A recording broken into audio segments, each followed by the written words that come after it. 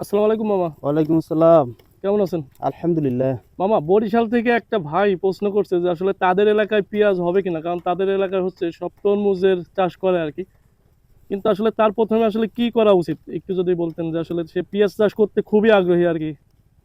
এইখানে বরিশালের ভাইয়ের উদ্দেশ্যে যেটা বলতে চাই সেটা হচ্ছে সে যেহেতু একজন তরমুজ চাষি, হুম তাহলে তার প্রথমে যেটা করতে হবে যে মাটিটাকে পরীক্ষা করতে হবে। হুম মাটিটা পরীক্ষা করার জন্য প্রত্যেকটা জেলাতেই হচ্ছে মৃত্তিকা গবেষণাগার আছে। হুম তো তাদের অঞ্চলে সে মাটিটা নিয়ে যাবে, নিয়ে যেয়ে পরীক্ষা করবে যে পেঁয়াজ রোপণের ক্ষেত্রে মাটিতে যে সমস্ত গুণাগুণ প্রয়োজন সেইগুলো তার ওই মাটিতে আছে কিনা।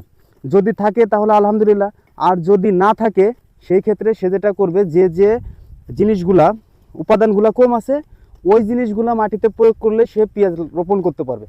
তার কারণ মানে তার বরিশাল, হচ্ছে প্রথমে মাটিটা আগে পরীক্ষা করে নিশ্চিত হতে হবে যে আমার মাটির কি অবস্থা। হ্যাঁ এটা করবে এই কারণেই, কারণ হচ্ছে এটা করলে তার হচ্ছে খরচ কমবে এবং হচ্ছে সে স্বাভাবিক একটা ফলন পাবে এবং তার হচ্ছে কৃষিকাজ করার প্রতি তার আগ্রহটা বাড়বে। আর সে যদি আন্দাজে করতে যায় সেই ক্ষেত্রে তার কৃষিকাজের উপর থেকে তার মনটা সরে যাবে এবং সে ক্ষতিগ্রস্ত হওয়ার সম্ভাবনাই বেশি। ওকে মামা, এত সুন্দর করে বুঝিয়ে দেওয়ার জন্য আপনাকে অনেক ধন্যবাদ।